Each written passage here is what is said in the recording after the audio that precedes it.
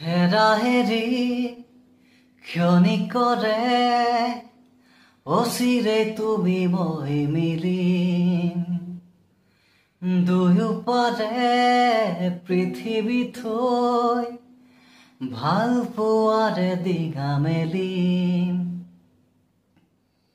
আজি ভাইমন দা চালোঁ আৰু সঁচা আকৌ এবাৰ মানে এনেকুৱা লাগিলে ভাইমন দাক মানে জীৱিত ৰূপত দেখা পালোঁ।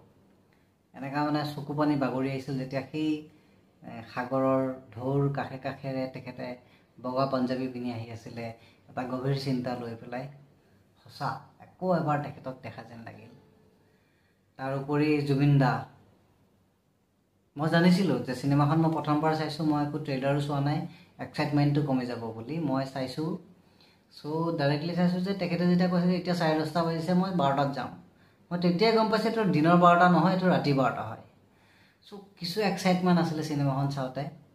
আৰু শশাংক দাই ৰিয়েলি এই যে 4 বছৰ সাধনা কৰি যে চিনেমাখন বনালে, সঁচা একদম চেলুট দাদা, আপুনি দেখাইছে কিন্তু।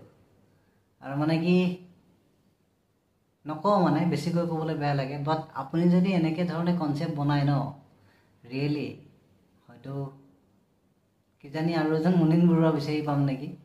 ভুল হ'বও পাৰে, ক'ৰবাত বহুত কোনোবা ভালো থাকিব পাৰে, কেতিয়াবা ক'ৰবাত ভাল চিনেমা ব্যস্ততাৰ খাতিৰত চাবলৈ থাকি যায়।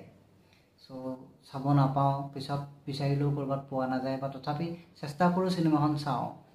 গতিকে খুবেই ভাল। আৰু যি ধৰণে গৰিমা বৌ বা গোটেই শিল্পীসকলে যি ধৰণে কৰিছে গোটেই কামখিনি, প্ৰমোশ্যনছ, আৰু যি কষ্ট কৰিছে ন, আৰু ইয়াৰে এই সাৰ্থকতা সঁচা আজি মানে মুভিখন চাই অনুভৱ হ'ল।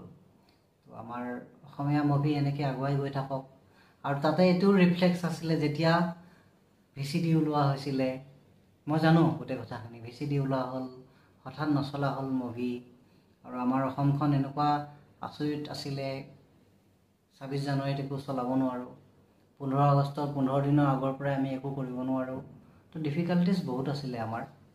বাট সকলো সামৰি যে আজিৰ ছবি উদ্যোগ, আমাৰ অসমীয়া চিনেমা যে আমি হিলদোল ভাঙি যাওঁ চাব যাবলৈ, খুবেই বেছি ভাল লাগে। কেতিয়াবা মোৰ এনেকুৱা এক্সপিৰিয়েঞ্চ আছে, এনেকুৱা এজন ককা আইতাক দেখা পাওঁ, তেওঁ এক্সিটত সদায় চিৰিয়েদি আহিব লগা হয়, হাতখন দি দিওঁ, ধৰক ককা, মোক ধৰক, বলক লৈ যাম তললৈকে আপোনাক। চ' এনেকুৱা এক্সপিৰিয়েঞ্চ অসমীয়া চিনেমাত অহাটো বহুত প্ৰয়োজন আছিলে আৰু অলৰেডি হৈছে। চ' মোৰ বিশেষ ক'ব লগা একো নাই, খুব ভাল লাগে।